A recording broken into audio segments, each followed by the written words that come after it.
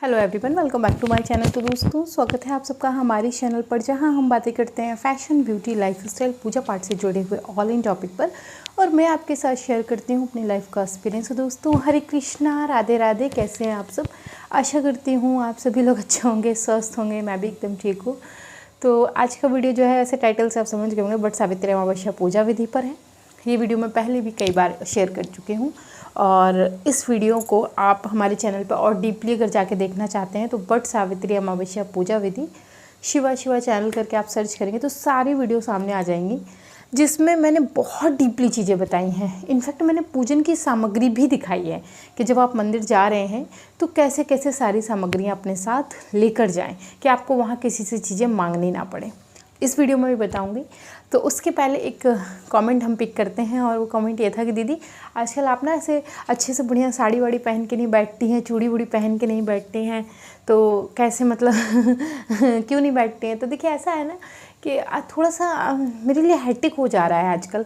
Hectic क्या हो जा रहा है, जब मैं गवर्नमेंट क्वार्टर में रहती थी तब बहुत प्रॉब्लम नहीं होती, बहुत छोटा सा घर था, बहुत इजीली मैनेज हो जाता है। यहाँ थोड़ी सी प्रॉब्लम ज़्यादा है, मुझे फर्स्ट फ्लोर से सेकंड थर्ड फ्लोर तक आना पड़ता है, फिर थर्ड फ्लोर से नीचे जाना पड़ता है। तो एक तो ये चीज़ है। दूसरी चीज़ है कि आजकल मेरी थोड़ी सा तबीयत में प्रॉब्लम चल रही है। मेरा बीपी जो है वो कुछ डिसबैलेंस हो गया है, और बहुत लंबे टाइम से डिसबैलेंस चल रहा है, जो कि अभी बैलेंस में नहीं आया है। डॉक्टर से मेरी बात हुई थी तो कुछ मेरी ग्रह दशा भी गड़बड़ चल रही है, उसके वजह से भी थोड़ा सा शुक्र का मामला चल रहा है, तो थोड़ा सा स्वास्थ्य में समस्या है। और जब आपका स्वास्थ्य अच्छा नहीं होता ना तो आपका बिल्कुल मन नहीं होता तैयार होने का, ड्रेसअप होने का। मैं क्या बताऊँ, आजकल इतने फेस्टिवल आते हैं, मैं बस साड़ी पहन लेती हूँ क्रीम पाउडर तक नहीं लगाती मुँह पर, अब बस ऐसी पूजा कर लेती हूँ। तो थोड़ा सा चल रहा है, कोई नहीं, जल्दी ठीक हो जाएगा। तो दोस्तों आज मैं आपको बताती हूँ कि बट सावित्री अमावस्या की पूजा विधि क्या है। उसके पहले से जो मेन कुछ चीज़ें हैं जो आप मंदिर ज़रूर लेके जाएं अपने साथ, वो ये है कि पानी की व्यवस्था कर लें जलधारी के लिए। पूजा के लिए कम से कम 2 लोटे रख लें, एक छोटा लोटा रख लें, एक बड़ा लोटा रख लें। छोटा लोटे से आप खुद का व्रत के पारण के लिए क्या, चने निगलने के लिए, और एक बड़ा लोटा सबको स्नान वगैरह कराने के लिए। दीपक रख लें, एक की जगह 2-3 रख लें। फेरी लगाने के लिए धागा थोड़ा सा बड़ा ले लें। किस चीज़ से फेरी लगा रहे हैं उसको पहले डिसाइड कर लें, पंखे से लगा रहे हैं या फिर चने नहीं डाल, जिससे गिनेंगे आप फेरी उसको रख लें। थाली रख लें, जैसे एक थाली वैसे 2 थाली, तो 2 थालियाँ रख लें पूजा के लिए। तो एक थाली आपकी पूजन सामग्री के लिए हो जाएगी, दूसरी थाली आपकी आरती करने के लिए हो जाएगी। कलश रख लें, 2-3 कलश रख लें मिट्टी के। एक तो कलश हम भर के रखते हैं, दूसरा हम पीपल देवता के लिए जल रखते हैं, तो मिट्टी के 2-3 कलश रख लीजिए, ठीक है। और 2-3 नारियल रख लीजिए। तो बकायदे और आप डीपली देखना चाहते हैं पूजन की सामग्री, तो मैं कोशिश करूँगी वीडियो की लिंक डिस्क्रिप्शन बॉक्स में शेयर कर दूँगी, तो आप उसे चेक कर लीजिएगा, आपको वहाँ से आइडिया लग जाएगा। तो दोस्तों वट सावित्री अमावस्या पे आपको पूजा कैसे करनी है मंदिर जाके, इस व्रत के विशेष नियम हैं, मैंने पहले वीडियो में शेयर किया हुआ है, शॉर्टली बता देती हूँ कि एक संकल्प के साथ व्रत शुरू होता है, जिसमें हम एक सही मात्रा में संकल्प लेते हैं कि हम इतनी फेरी लगाएंगे। 108 फेरी से हमें शुरू करना चाहिए, फिर धीरे धीरे हम चाहें तो साल दर साल इन फेरी को कम कर सकते हैं, ठीक है।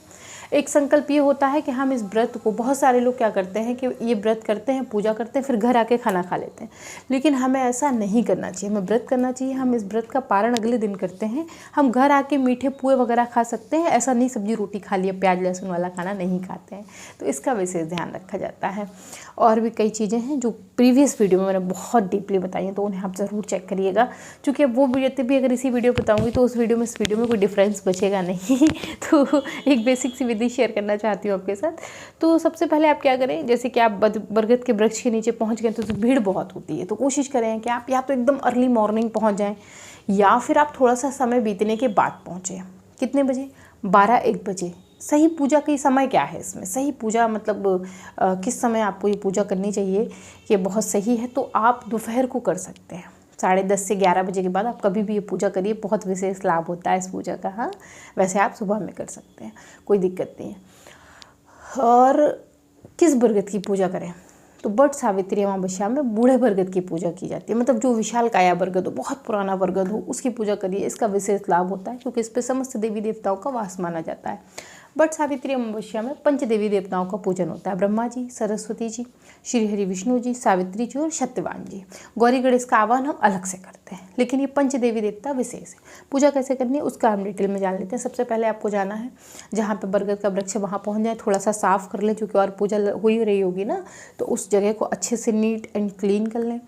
एक वस्त्र बिछा लें पीले रंग का, और उस पर आप थोड़े से चावल छिड़क के या स्थान हो तो अष्टदल कमल बना के एक कलश की स्थापना कर लें। स्वास्तिक वगैरह बना लें। आप चाहे तो ये सब चीज़ें घर से बना के ले जा सकते हैं ना। स्वास्तिक वगैरह बनाना है, गले में कलावा लपेट लें और पंच पल्लव सजा लें, और फिर अच्छे से, मतलब अगर आप पूजा कर रहे हैं तो मैं आपसे कह रही हूँ कि बिना किसी शर्म के, बिना किसी लाज के अच्छे से करिए। और पूजा करने में किसी प्रकार की शर्म नहीं होनी चाहिए। ये शर्म का क्या है, इसमें हम कोई चोरी थोड़ी कर रहे हैं, पूजा कर रहे हैं अपने अच्छे भविष्य के लिए कर रहे हैं, अपने बच्चों के अच्छे भविष्य के लिए कर रहे हैं, तो इसमें शर्म नहीं। मैंने देखा है मंदिर में जाती हूँ कई बार पूजा करने, कुछ महिलाएं बहुत शर्मा रही होती हैं, नई नई बच्चियाँ होती हैं, उन्हें बहुत शर्मा रही होती है, यार ऐसा कर रहे हैं कैसा लग रहा होगा।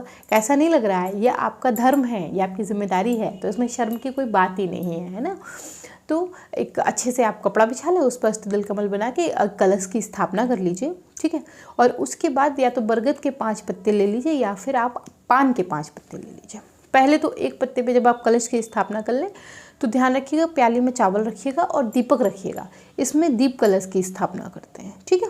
तो उसको जलाने के बाद आप एक पान के पत्ते पे श्री गणेश जी का और माँ गौरी जी का आवाहन कर लीजिए। एक ही पत्ते पे, इन्हें अलग अलग नहीं करना है, एक ही पत्ते पे आप सिपाड़ी में गणेश जी का निर्माण कर लीजिए।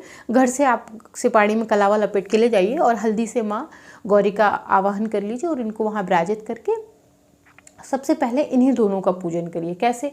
गणेश जी को जल के द्वारा स्नान कराइए, माता गौरी को स्नान कराइए, दोनों लोग को सिंदूर चढ़ाइए, भगवान गणेश को जनेऊ चढ़ाइए, माँ पार्वती को वस्त्र रूपी कलावा चढ़ाइए, चुन्नी पहनाइए, जितनी लाल संबंधित जैसे उनसे संबंधित जो पूजन की सामग्री है वो उन्हें अर्पित करिए। इसके बाद 5 पत्तों पर आप सभी देवताओं का आवाहन कर लें, जैसे कि विष्णु जी सर्वप्रथम, फिर ब्रह्मा जी, माँ सरस्वती जी, फिर सावित्री जी और सत्यवान जी। उनके नाम आप अलग अलग पत्ते पर लिख लीजिए चंदन के द्वारा और उनका पूजन करिए। विधान के साथ स्नान कराइए, चंदन कुमकुम लगाइए उन पत्तों के ऊपर, कलावा चढ़ाइए, जनेऊ चढ़ाइए, धूप दीपक दिखाइए, जो भी उनसे संबंधित चीज़ें हैं वो आप उन पर ज़रूर चढ़ाइए। इतना पूजन करने के बाद आप बरगद की पूजा करिए। बरगद की पूजा कैसे करेंगे? चूँकि अमावस्या को होती है, वट सावित्री अमावस्या जो है, अमावस्या के दिन दक्षिण भारत की तरफ ये पूजा जो है वो पूर्णिमा को होती है, इसको याद रखिएगा। दक्षिण भारत में ये पूजा पूर्णिमा पे होती है, बट अगर हम इधर के साइड देखें तो हमारे यहाँ ये पूजा जो है वो अमावस्या पे होती है। तो अमावस्या पे हम कैसे पूजा करेंगे वो मैं आपको बता दूं। तो सबसे पहले आप जल से अटूट धार डालिए, बरगद की परिक्रमा लगा लीजिए 3। इसमें धार टूटनी नहीं चाहिए। आप पीतल का या तांबे का लोटा ले सकते हैं, कोई दिक्कत नहीं है। 3 धार अटूट जल की देने के बाद आप कच्चे दूध की धार से उनको सींचेंगे। तो कच्चे दूध की धार से आप उनको बरगद के वृक्ष को नहलाएंगे। उसके बाद आप उन्हें जो है कुमकुम लगाएंगे, चंदन लगाएंगे, चावल चढ़ाएंगे, उन्हें वस्त्र रूपी कलावा चढ़ाएंगे। एक कोई आप बढ़िया सा कपड़ा भी ले लीजिए, गमछा टाइप का, वो भी चढ़ाइए। इस तरीके से बरगद वृक्ष की पूजा करने के बाद आप और अपनी पूजाएं कर लीजिए। जैसे कि विशेष क्या क्या होता है वो मैं आपको बता दूं।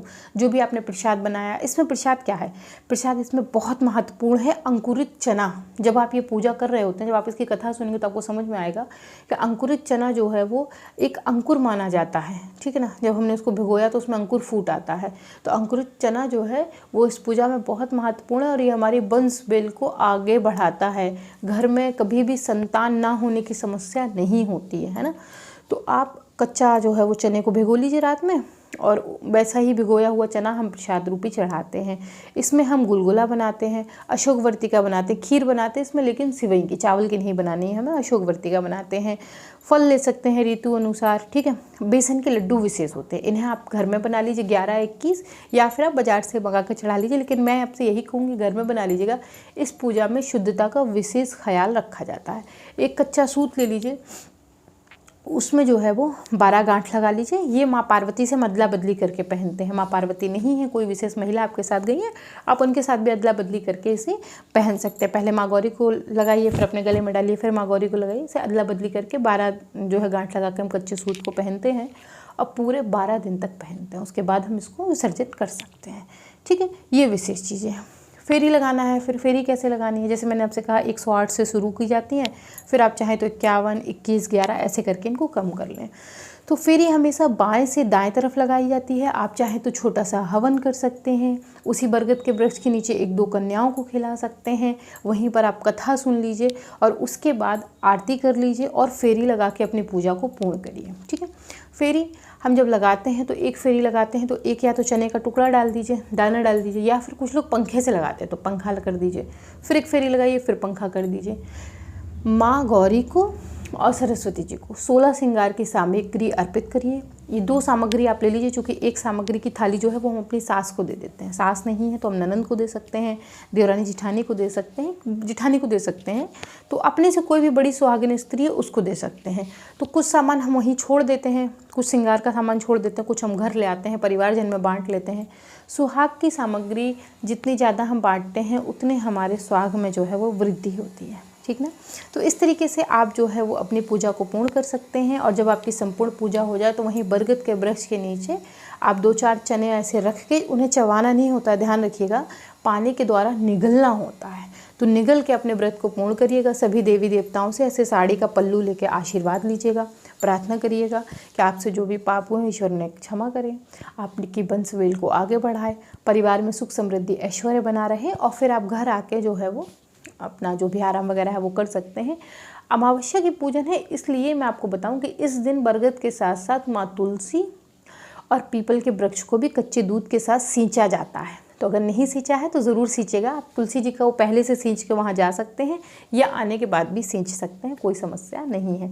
बकाया पंडित जी का दान दक्षिणा निकाल दीजिएगा और लोगों को परिवार में जो श्रृंगार की सामग्री दान करनी है उनको निकाल दीजिएगा। जो भी बड़े बुजुर्ग हैं उनका आशीर्वाद ले लीजिएगा।